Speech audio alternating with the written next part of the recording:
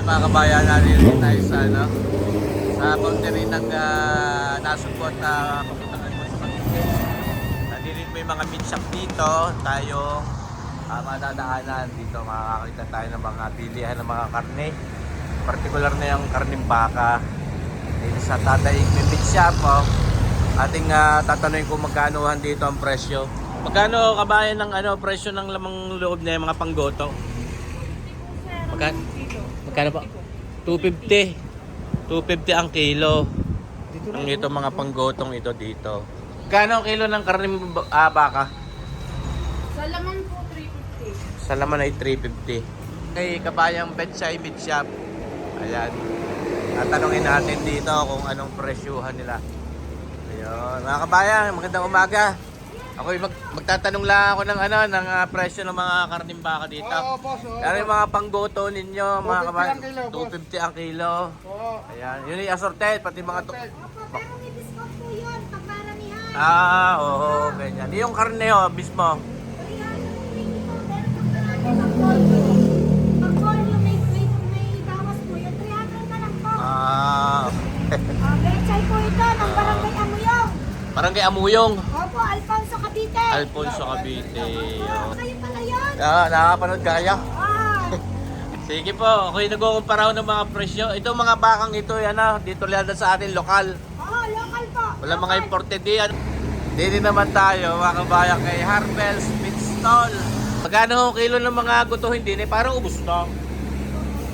O, balat na lang kayo, natira. Magkano ho kilo ng mga gutuhin dito? Kabayan? 250 rin ho.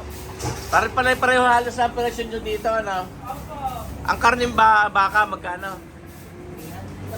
300 po. Ang laman.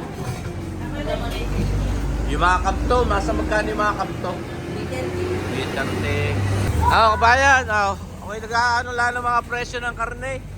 Karning baka dito, yung karning baka lang sadya.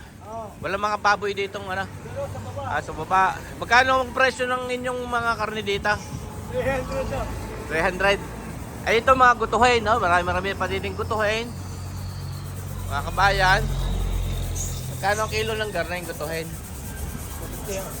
250 din. Ayan. Kailangan mo yan, limit na yan. Yan diretso na yan, ano?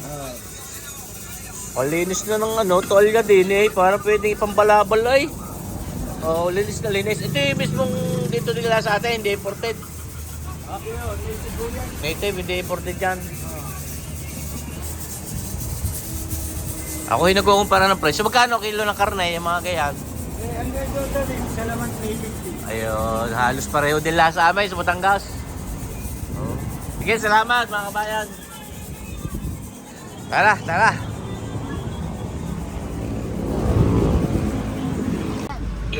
Yan na. Yun. Dini naman tayo sa Bandarine. Kabayan, gandang umaga sa iyo.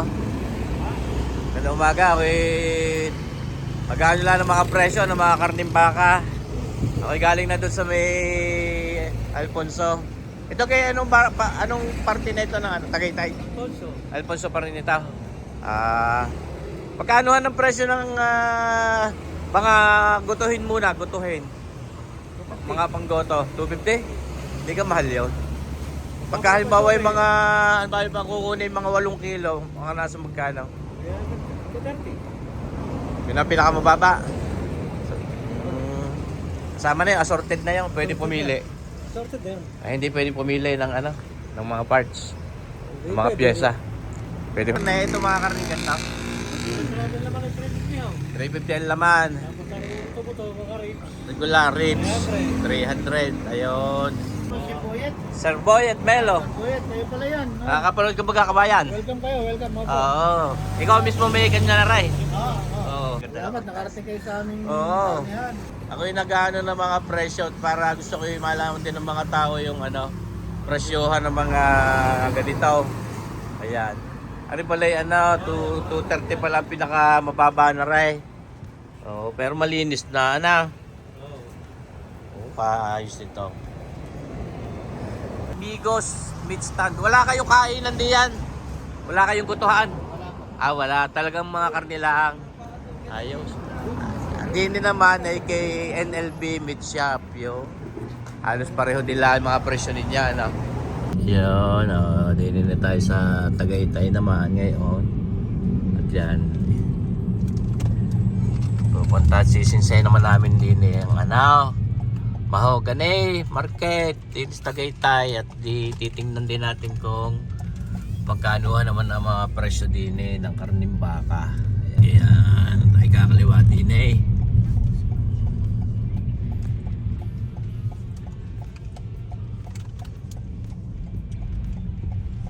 Punta tayo sa Mahogany Market din sa Tagaytay. Ang Hall of Justice. Ayan.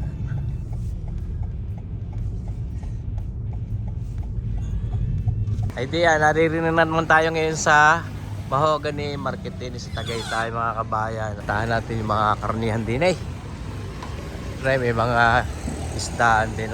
Din pala may mga tinda rin, mga gutuhin mga kabayan, magandang umaga. Ayan, dito parang maraming bilihing mga gutuhin. May parang kalilinis masyado niya, mga kabayan. Magandang linis. Baka sinasabaw, hindi kaya sinasabon yan. Baka yan. Kanuhan dito kabayan ng kilo? 220. Ha?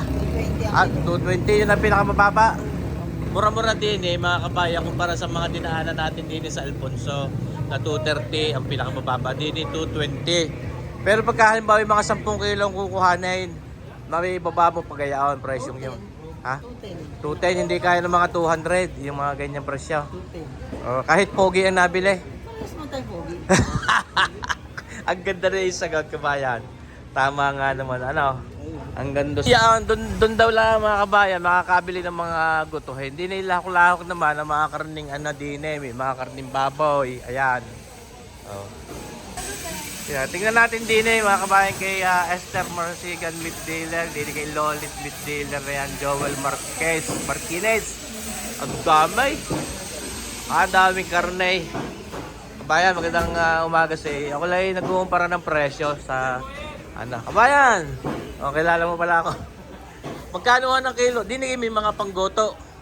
May mga panggoto kayo. Doon lang. Dito bawal Karni po dito. Puro karne. Magkano ng kilo din ng karne? Ang buto-buto po ay 320. 320. Tapos yung puro laman 370. 370. Yan So nakikita natin mga kabayan yung ng presyo, pagkakaiba't iba ng presyo mula doon sa Alfonso hanggang din sa Mahogany Market sa Tagaytay. Kabayan, kamusta naman? Okay, binati mo, nakikita mo yata ako. Ayos, salamat naman. Thank you. Ako'y nagkukumpara ng mga presyo.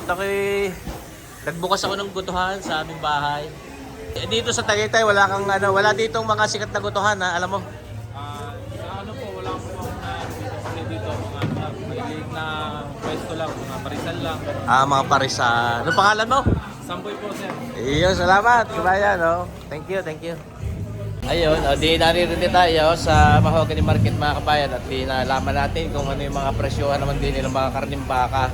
Magkaiba ang pwesto pala dito ng mga karnihan at saka yung mga panggoto. Ayan mga kabayan. Ayos, nabili tayo din yan ng gutuhe. Tayo tetis ng dita, din sa Tagaytay. Yan. Ayun. Mga kabayan, tawal niya, Tama na pala, tama na. Ikaw, makapal pa Ayoko na, tama na yun. Okay. Ano na yan? Dami na. Magkano na yan? Ano pa lang yan?